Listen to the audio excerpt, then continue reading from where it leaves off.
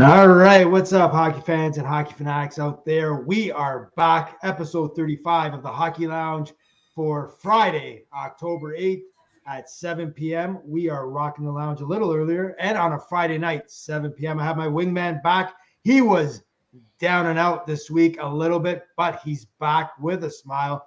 What's going on, Hap? Not much, yeah. Battling something earlier this week, but ready to go now. Right, a little quad muscle, maybe a little massage does a good thing for you. Yeah. All right, so the season is just a few nights away. Tuesday night, the NHL starts. We already did our Eastern Conference season predictions. Tonight, we're going to be looking into the Western Conference predictions for 2021-2022. And we put our list together. Last time for the Eastern Conference, we had the same teams just with a little bit of a mixed blender with some teams in the wild card and some teams not and in the standings. So, let me ask you, we had a tough time doing the Eastern Conference. I remember it took me about 3 or 4 hours removing teams, adding teams. I think this was a little different. How did you find this one? It was a little easier, but I mean, still, the parity in the league, it shows in how long it takes us to sort this stuff out. Like you can see some teams. When I was making my original list, I some teams I had going up and down 3 or 4 spots when I was rethinking it and really looking deeper into it. So yeah, it was a little bit easier. It's definitely not as deep. The Metro really threw a wrench in. Well, the Metro and the Leafs division as well. The Atlantic, they're competitive divisions compared to these two. Right, and I think it's to solidify that top 3 spot in the Eastern Conference. It was, you could pick between 3 to 5 teams in that conference. Here, to find the number 3 was a tough one for me. And looking at even the wild card teams, even the fan back there, he was excited too. That just was yelling back there. He was like, "Wow!" too. It was tough. Yeah. But, what do you think of?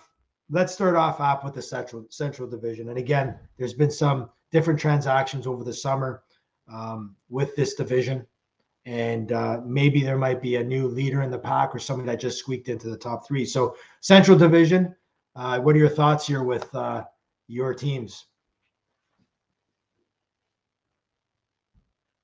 Mike up.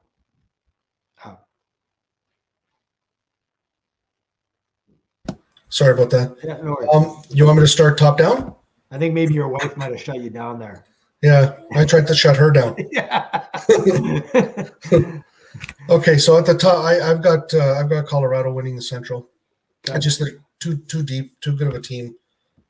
Defense core phenomenal, led by Makar, and I just think I'm not going to say runaway winner, but I think they're going to win by a fair margin, possibly double digits. All right. Ahead of the second place team. In second place, again, this is where it becomes tough. On the second place team, I have on a hunch that they're going to have a good year, and they've got some veteran defensemen they brought in this year. I took the Winnipeg Jets to come second.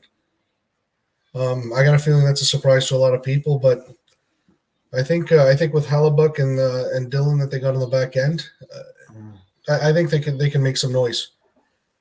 Third, I took the Chicago Blackhawks. I think getting Jonathan Toews back now this year and adding Fleury in net, Seth Jones, I think they made some major improvements in that team. Right.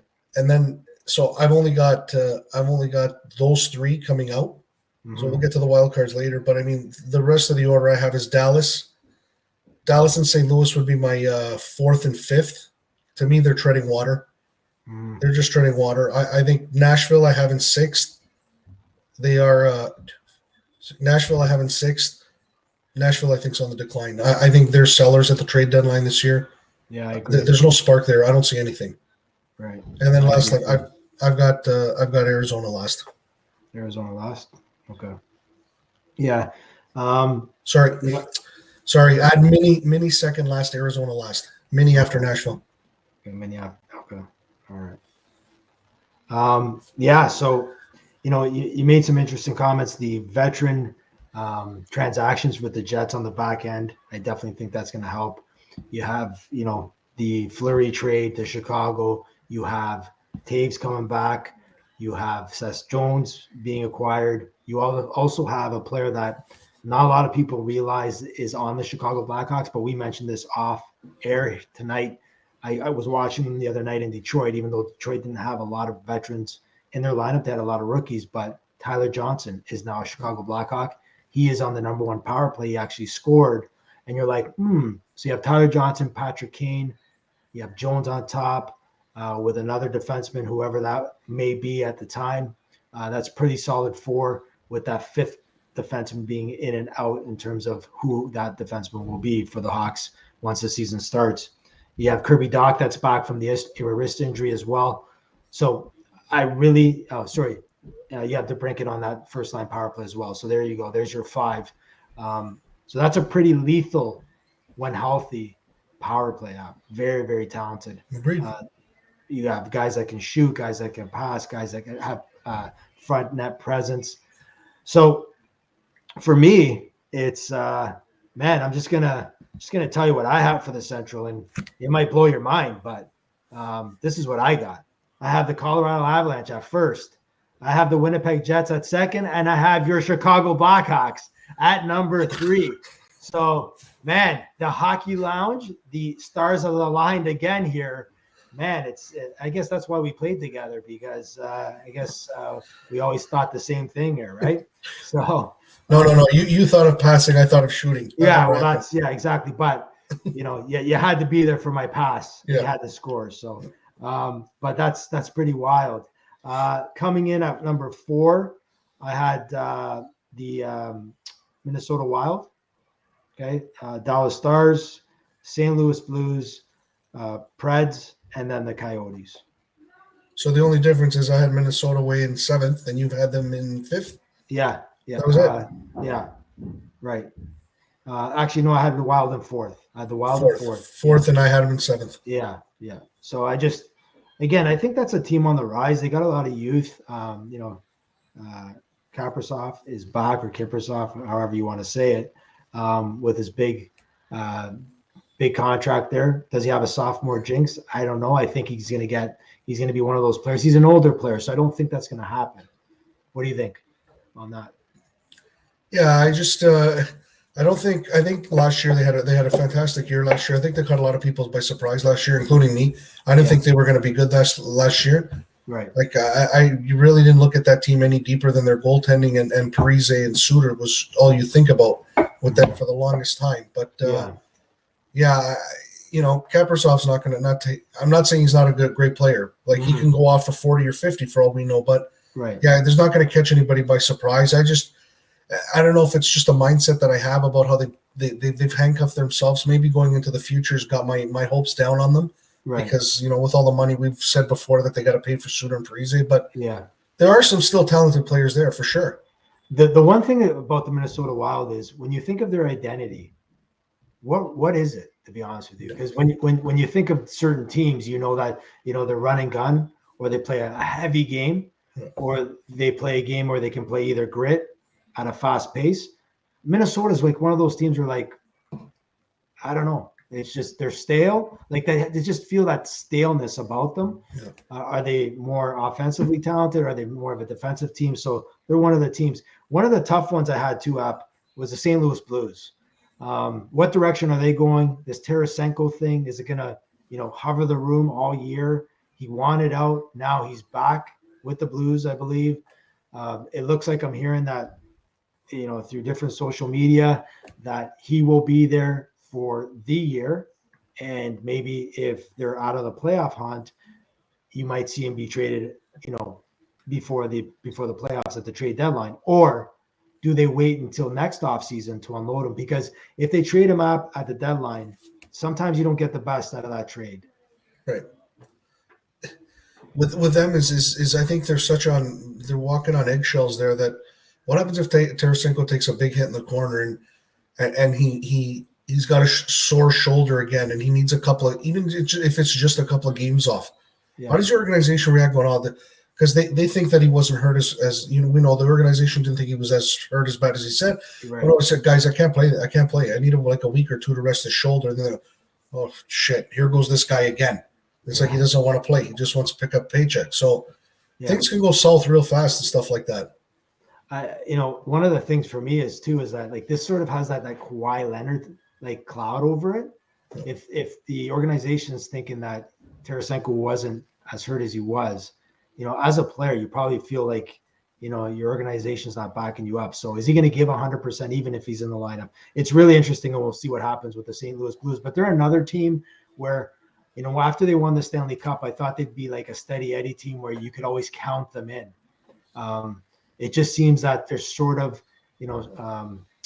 Jordan and net, Binghamton, he's sort of gone on a little bit of a decline, not as steady as he was. Yeah. They lost their captain in Pietrangelo. So it's very, very interesting to see what's going on in St. Louis. I agree with you about the Predators.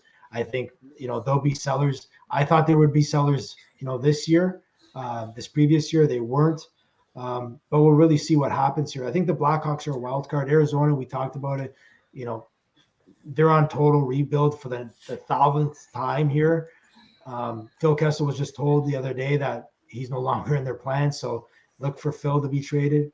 Yep. So that's a total rebuild as well there. So it's, again, if the Blackhawks can get their act together, I definitely think they can finish in the top 3 there. And for me, the Jets, Paul Maurice was on overdrive yesterday with the boys, and he was talking about going to the next level with a certain number of players. Mm-hmm. But even the Jets, like for me, Paul Maurice, I think he's a really good, solid coach. Yeah. But how many years with that core? How many years with that core up? Like, is it time for a new coach? Because every year you think the Jets are going to make that leap. I honestly think this is his last kick at the can. Right. I don't think they're going to be in trouble making the playoffs in this division. Mm-hmm. However, if they struggle mightily or they look like they're faltering before the playoffs, I wouldn't be surprised to see him relieved of his duties. And I don't think if they don't make the conference finals at least this year and show some progression, I don't think he's there next year. Like there comes a time that you need to make a change. Right. And we've all seen that in every type of sport out there. Let me throw another question about the Winnipeg Jets. I'm not a big Hellebuyck fan. I think he's overrated. That's my take on him. I don't see him winning the big games. What are your thoughts on him? I like him. I don't think he's spectacular, but I think he's fairly steady. He's a good angle playing goaltender, and he's faced some tough shooters in that. In that conference, you've got some guys that can fire that puck, and his stats are pretty good. Mm-hmm. Is he going to take them over the top? We have nothing to show us yet that he can, but you know what I mean. He's adding those 2 veteran defensemen on the back end. I think this could be the strongest defensive core that they've had. Yeah. Taking Bufflin out of the equation when he was there because he was pretty steady there for them. But I mean, I think it's put up or shut up time there for everybody. Yeah, I think so. I totally agree. Right. And even like the thing Scheifele did, to Jake Evans there, in Montreal there, threw them off the rails too. So it'll be interesting to see and what the Jets do this year. All right. So let's move on to the Pacific Division. Again, this is like throwing teams in a blender and seeing what you're getting. It's like lottery balls right now. A lot of teams are there's a few teams out there that are in rebuild. You have the Kraken in there as well. So again, what do you have for the Pacific Division, the Beach Division, as I call it? I have the Edmonton Oilers coming first. Mm-hmm. I have them over everybody's favorite Vegas coming second because I think Vegas will say it a million times over. They got rid of Fleury. I don't think Leonard can take them a full season. Yeah. Being at the top of the league, and who knows with this latest outburst, who knows what's going to happen now. Yeah. I mean, he's already going off the rails, it looks like, and the season hasn't even started yet. I got the Vancouver Canucks in third. I think they've added a lot of good pieces. Connor Garland, Oliver Ekman-Larsson. I think they getting Hughes and Pettersson signed and everything and back in camp. I think Vancouver's a pretty solid team. I have them in third. I've got the LA Kings in fourth. I think the Kings are on their way up. A big loss with the injuries. Byfield? Yeah, Yeah. yeah, it was a big injury because they said he was going to make the club this year. Yeah. I think Yeah. that kid's got a future ahead of him. So that's going to be tough for them to swallow at the beginning of the season. Sorry. They have, like the Kings, I agree with you. They have a lot of depth, a lot of Turcotte. They got a lot of young prospects. When are they going to turn the corner? This is the big question, right? So I agree with you. The Kings do have some upside happening. Yeah. 2-4. I got we did the Kings, right? I did the Kings. Yeah. And then I have Seattle. Seattle coming 5th. Really don't know what we're going to get with this team, but as we went over when we did our show about them, that they've really got a good defensive core. So I think it's going to take them a long way. So I've got them in 5th. I've got the Calgary Flames in 6th. I think they're starting to decline now. I think the trade of Monahan. Giordano. Sorry, yeah, Jordan. No, to Florida last year was the start. Oh, Sam Bennett. Yeah, Sam Bennett. Sorry, the trade of Sam Bennett was the start, and now they lost Giordano. I think they're in decline. I think the Flames are in decline. I got Anaheim coming 7th because they're a young and up and coming team. I think there's a lot of hunger there. I think there's a lot of guys there that want to prove a lot of stuff. You know, the Drysdale, the Zegras that we've talked about. I think they're a team that's going to start on the rise, and I've got San Jose coming last. I know they got the whole Evander Kane thing going on, but beyond that, Erik Karlsson, the highest paid player, Brett Burns, these guys are old, their age, their time is gone. I don't see. There's no fresh blood in San Jose. There's talk about Hurdle being traded too. Exactly. So he wants out too, right? Yeah. So he probably sees the writing on the wall. Right.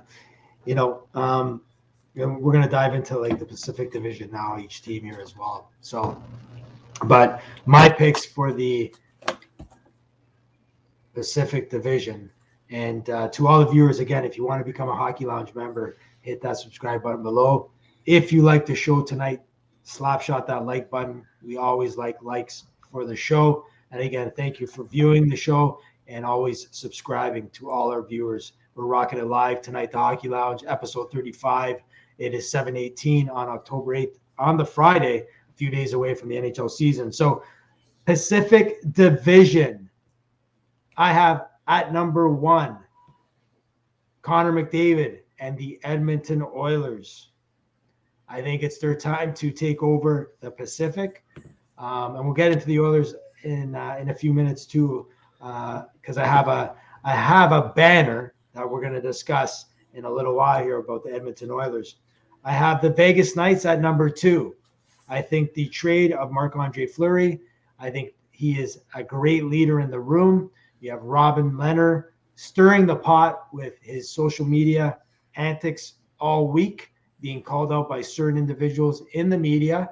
And Gary Bettman said, hey, Robin, there is a 188 number you can call and reach us to talk to about anything you like to talk about. So even Mr. Gary, the commissioner, is getting into it on social media. At number 3, this was my toughest pick, but I think it's going to be a rebound year for Travis Green and his Vancouver Canucks. So once again, Apple and I have hit the jackpot on our first top 3 spots. This is where it gets a little bit mixy and dicey and spicy. I have the Calgary Flames at number 4. I still think there's some juice left in the tank there with some of their players. I like saying this one name, Mangiapane. I like that name. I like that player. Bolton kid. What's that? Bolton kid. Yeah, Bolton kid. I do think Giordano, yes, that's going to be definitely a loss in the dressing room. I think Sutter is not going to let these guys tank it. I think he's going to want the most out of them. But I do think, though, if they're not in playoff contention once February comes around, I think they're going to blow up that team. Goudreau will be gone. Monahan. I think it'll be maybe in that rebuild stage again. I even like Christian Dubé as well. He's a good player there. So they got some youth. They got some talent coming up. At number 5, I picked the Seattle Crackheads, the Kraken. I like their dual goaltending. I like their defense. I think they got some offense too. I think they're going to work hard. I think they got a good coach. I like them compared to the other teams out there. There's a couple young teams. You talked about it. I have the Kings at number 6, but with Byfield being out, Does that change stuff? We'll see. And then I have the Ducks, Jamie Drysdale, Trevor Zegras, Sam Steele, all these young guys coming into play. It's their turn. But there is some noise there still that John Gibson could be on his way out of Anaheim. We'll see if that happens. And then, like you picked, number 8, Dougie Wilson and his San Jose Sharks. Doug, I think it's time to pack your bags. I think you've been there long enough. Right up? Yep. Is Patrick Marleau coming back with the Sharks this year? Is he back again? Or did he retire? No, I think he retired, no? I don't know. Can't still be playing. I don't know. We'll have to look into that. Are him and Thornton competing to who can last the longest? We'll see. Well, listen, Jumbo Joe's, they're both getting some sun, right? So that's the main thing. It keeps the bones healthy. Yeah. Right? But let's maybe we can look into that if Marleau is still with the San Jose Sharks. I didn't see anything that he retired. I know that they celebrated the passing of the Gordie Howe number of games or streak or whatever it was last year, but I never saw an official retirement with Patrick Marleau. No, it says that he's not retired. There you go. Nope. Right? He says he's not planning his retirement party just yet. He says he wants to keep playing next season. Right. All right. So let's look at the Pacific here. We talked about the Oilers. We talked about the Knights, Canucks, the Flames, the Kraken. Now, where did you have the Kraken at? Where did you have them? 5th. The only difference you and I have is Calgary and LA are flipped. Okay. Okay. So you have the Kings that high, coming in at number 4. You had them? Yeah. Wow. That's high expectations there. Interesting. So we talked about in the Central, we have the Avs, the Jets, the Blackhawks, top 3. In the Pacific, we have the Oilers, the Knights, and Canucks. The wild cards for your Western Conference predictions. Who slides in up? I got the Kings. Okay. And the Kraken. The Kings and the Kraken. Yeah. All right. So we have the Kings and the Kraken. I have the Minnesota Wild coming in, and I have the Calgary Flames. So that's who I see. Again, I want to see what the Wild does this year. They gave us a little sniff of what they could do. Can they do it again? We'll see. And the Flames, I still think they have a little gas in the tank here to keep that flame going and maybe make a push to get to the playoff run. So those are our picks for the Western Conference season predictions of 2021 and 2022. It all starts Tuesday on October 12th when the defending Stanley Cup champions, Tampa Bay Lightning, back-to-back Stanley Cup champions, host Pittsburgh Penguins, and the Crosby-less, Malkin-less, Getzel-less, skillless Pittsburgh Penguins. So let me ask you something. This is a good segue because I want to talk about one person that was in the media this week. And let me just bring this up.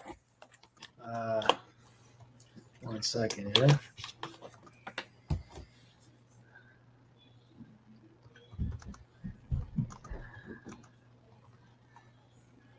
Right.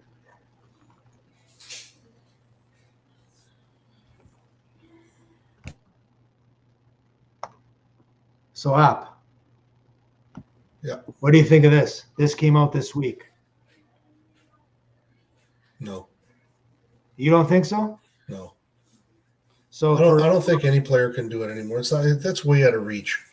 For all the viewers out there, Crosby was asked, if he would like to play until he's 50 years old, and he said he would love to try to do it. Now, one thing with Sid, and I know this, and a lot of people automatically turn to his concussions. Okay, what they have to remember, yes, he's had a couple concussions in the past. The most severe injury was really not a concussion. It was a neck injury that played around with his head and headaches and all that stuff. That being said, a lot of people don't know that his trainers, his doctors, because he missed so much time early on, they say his body, he might be a 34-year-old, but his body's like a 24-year-old because he missed so much time in the NHL. So do I think 50 is a long shot? For sure. Do I think 45 could be in play? Maybe. Just depends. Yeah, depends. I mean, if Marlowe can do it, if Marlowe's getting up there like the Thornton, the guys that we were talking about, why not give it a shot? Right. Sid's a much better player than them. He's not going to have a problem finding a team. I'm assuming it's going to be with Pittsburgh his entire career, I hope.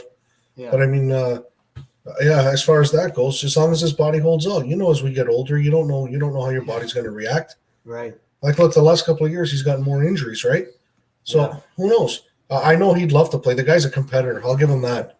For sure. And I think with him is that he loves the game so much he wants to play. Yeah. I think it's going to kill him once he has to hang him up, right? Yeah. That's all he's done for his whole life, and he loves to compete, like you said. So it'd be interesting to see. And one other thing is, if the NHL continues to crack down on stick infractions or whatnot, if they stick to it, the longevity of a player might be longer. Yeah. Because their bodies can take the wear and tear, and there's not much hacking and whacking, and you're not getting abused like you were maybe 4 or 5 years ago.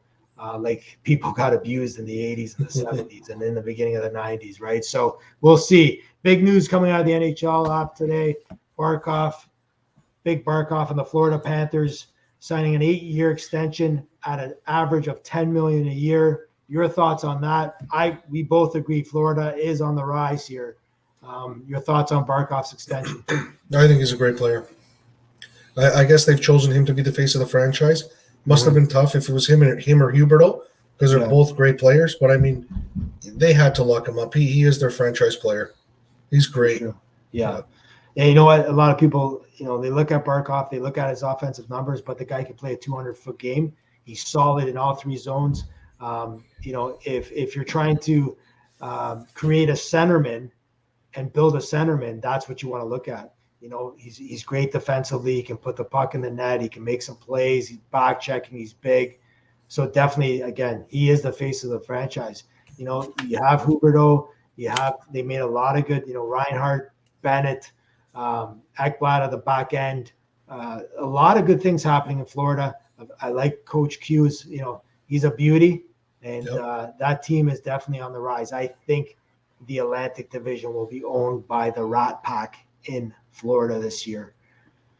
So this is where we're talking about this, Carey Price. And, it caught me off guard. Price is out. He won't be starting the beginning of the season. I had the Montreal Canadiens when we did the Eastern Conference predictions as one of my wildcard teams. This is definitely if I had to, change my bet in Vegas, I think I'm taking the Habs out of contention of being in the playoffs, depending on how long Price is out. Weber's out already this year. I was really high on the Canadiens with some of the moves they made, but you need Carey Price in the back end. What's wrong with Carey Price here? Okay, well, first, let me talk about Montreal first. Yeah. And I think they're going to take a hit. I mean, they're talking about a month, which a month from now is only 3 weeks into the season. Yeah. I think Allen could hold the fort for 3 weeks to keep him there. And then who knows, Price, if he comes back and he's got his head on straight for the rest of the year, he's rested. He's got the first month of the year off. Mm-hmm. As far as what's wrong with him, from what I hear, he's got into the NHL program only because it's not because of alcohol, it's not because of drugs with all the other players, but from what I understand, he's having mental issues. Apparently, he had a really tough time. That he played very well in the playoffs, took that team to the finals, and then he did not play well in the finals. Mm-hmm. And just the way they lost, and then the injury, that the thought of him possibly missing half the year through, originally they made it sound like it was really bad, right? And then Montreal leaving him exposed to the Kraken was Montreal approached him about it. They said he was fine with it and everything like that, but if you wait 24 hours and you're sitting on your couch watching Family Feud the next day and you're thinking, man, my team just came and asked me if I wanted to be left unprotected. Do they really want me? Do they value me that much, thinking that if something were to happen and I would go, they'd be okay? I think mentally he needs to regroup himself and just and get his head back on straight. I think there was a lot of things that were affecting him this offseason. How about if I throw this out at you with Montreal too as well and Carey Price? This is my theory. Marc Bergevin hasn't gotten an extension yet on his contract.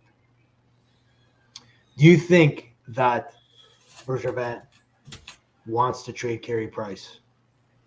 And this is why the extension has not been put out. Was this a soft way of getting rid of Carey Price and relieving some cap and maybe, trying to go a different direction here? Also, look at this. Why was Bergevin just notified of this almost the same day about Carey Price? Could there be a storm brewing in the background between management and Carey Price's team? I mean, anything's possible, but I think Price's team would have made this public if something was going on. I mean, the guy's a great goalie. Any team would want to take him. To me, if I'm a Habs fan and Bergevin's pushing Price out the door, I want to see Bergevin pushed out the door before I see Price pushed out the door. Look what the guy did for the team in the playoff. I don't understand. I don't understand Marc Bergevin's thinking if that's what he's thinking. Yeah, I'm not saying that's what he's thinking. Yeah, I'm just saying, like, there's some, what really caught my attention when this was, brought out to the media was Bergevin was not notified until the same day. He was unaware of this. There's no contract extension here. This contract extension was supposed to happen in the summer because of what has happened with the Habs going to the finals, putting this team together. He's made some good moves. He even, he played the wild card with losing Double K, but then he got the Borak. But I mean, he's playing roulette with his best player. Right, but let me ask you something. You free that space, right? Do I think Carey Price is an amazing goalie? Yes. Do I think he still hasn't won a Stanley Cup? He went to the first Stanley Cup finals. Yes, the team in front of him hasn't been good for a few years, right? He's won Olympic gold, but, you and I could play net for that Olympic team and win gold.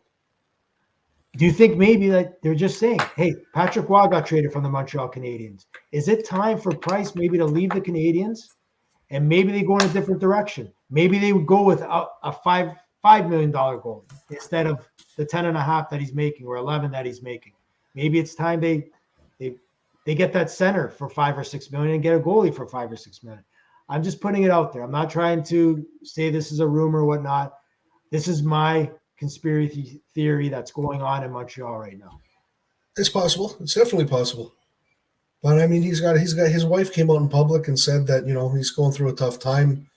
Mm-hmm. I don't know. There's a lot of people, if that's the case, and again, I'm not going to say that it's not, but if something like that or something, a story spun off to that, there's a lot of people acting in this, if that's what's going on.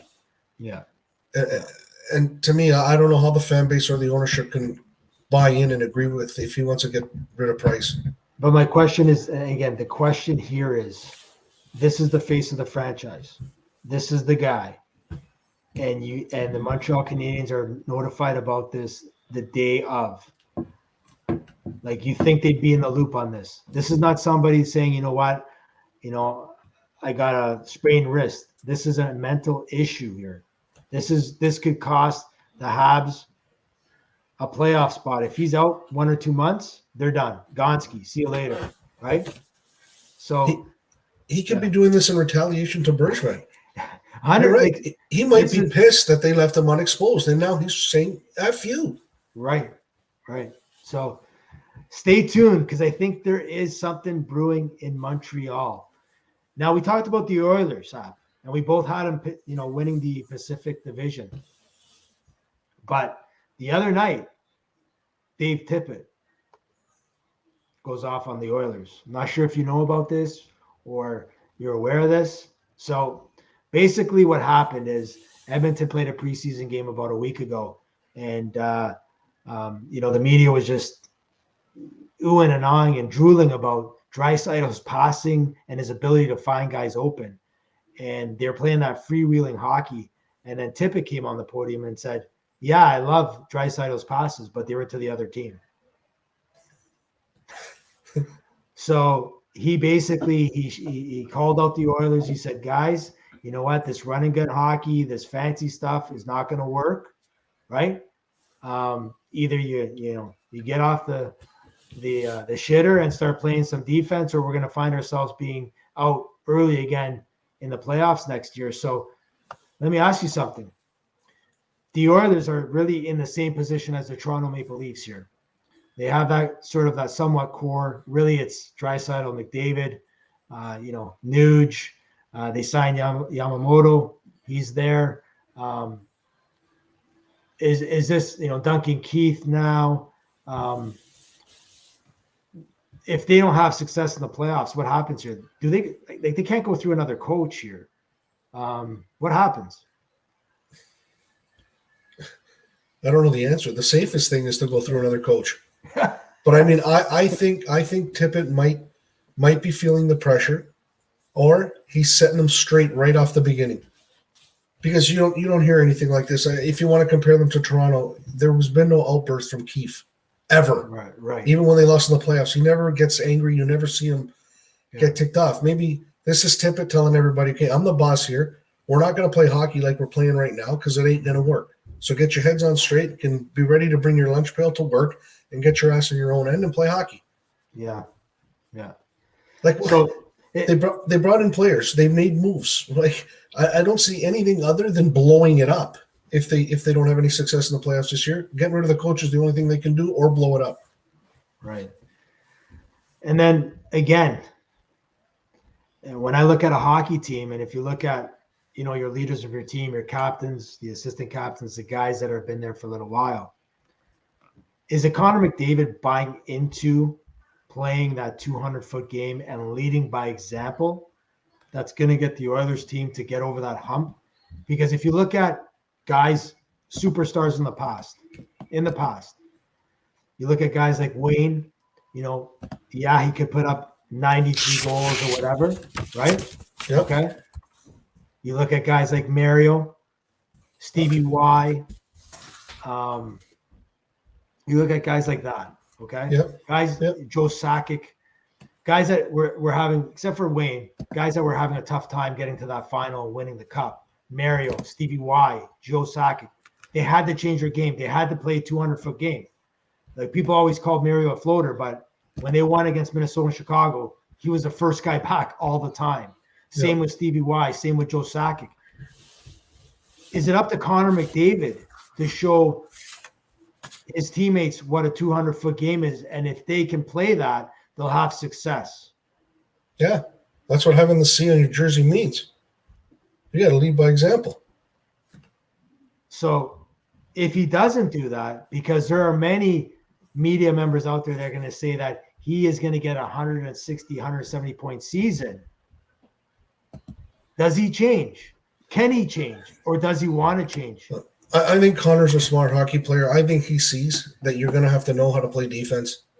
I think he'll do it. I think to win, he'll do it. Connor's always been a tremendous competitor. You see him in his minor hockey, even when he was in the OHL as an underage and everything like that. Yeah. He wants to win. And if you keep banging it to him that if you don't play in your own end, you ain't going to win, he's going to have to learn, or he's not going to win. I think he's just too of an elite of a player to not care. For sure. To do that little extra to get back there. Especially him with his speed. What does he take? 3 strides to get from blue line to blue line? So it's 5 strides from zone to zone, right? Right. Offensive zone to Z zone. So yeah. So he's even got to use less energy to get back in his own end to be there as a presence. For sure. So how about this one? Kenny Holland. You might want to get Marc Bergevin's number and maybe make that trade, because that's the trade. I've been saying this to a bunch of Oiler fans that I know. That is the trade to get you to the promised land.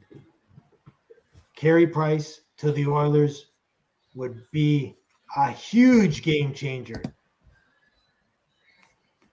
But for what? For what? What would they want back? Hey, what did Montreal get back for Patrick Roy? Like, I'm looking at the cap right now. Yeah. And they have minus 3.6 million. They're like over. right now trending until they make some cuts. Yeah. The Oilers. Yeah, for So sure. if you take on Price at $11 million, what are you going to give up? You have to give up Nuge. You have to give up Nuge. You have to give up another young player. Well, that's half of it. Right. So they're still going to be way over the cap. They got to get rid of 2 $5 million players just to make the financials work out. Right. But I think it's possible. I think it's possible. I think the Oilers have to come to realization to get Connor a cup. They need a legitimate starting goalie. Without that, as we're talking right now, yeah. As I'm looking at the owners roster right now, yeah. You know what the perfect trade for them would be if we're just going to discuss it now with this? That would even out the financials and everything, was to actually go ahead and retrade Duncan Keith to Montreal if they were looking for a defenseman, because Keith and Nuge is what Carey's making. I think Edmonton can survive without Nuge and Keith, and they'd have their goalie. So interesting. So is it Daryl Kratz that owns the Oilers? I believe so. Yes. Not much into ownership. You should start watching the Hockey Lounge. Maybe two guys can start running your organization, right? I'm up for it. You up for it? Oh yeah, for sure. Large. Yeah. All right. So awesome show tonight. Pacific Central Divisions. We did our Western Conference predictions. Can't wait for Tuesday night. We're gonna be going live next week a few times here because we're all giddy about the NHL season. We've been waiting for this for a couple months now. And we've been on and off here the last couple of weeks. Tryout season. App was injured there, sick a little bit. But we're going to be back for more action next week. We're going to be talking about the Leafs final roster. We're going to get into that. We're going to be previewing the opening Tuesday night, the 3 games in the NHL.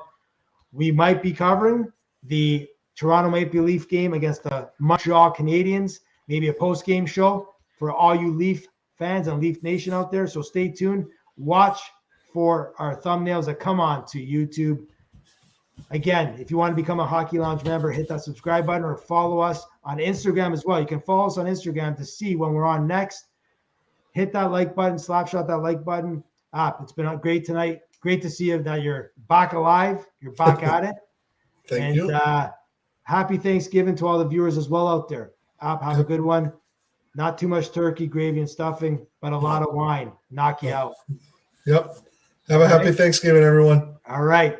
Thanks, everybody, for watching the Hockey Lounge. Have a great weekend, and happy Thanksgiving. See you next week.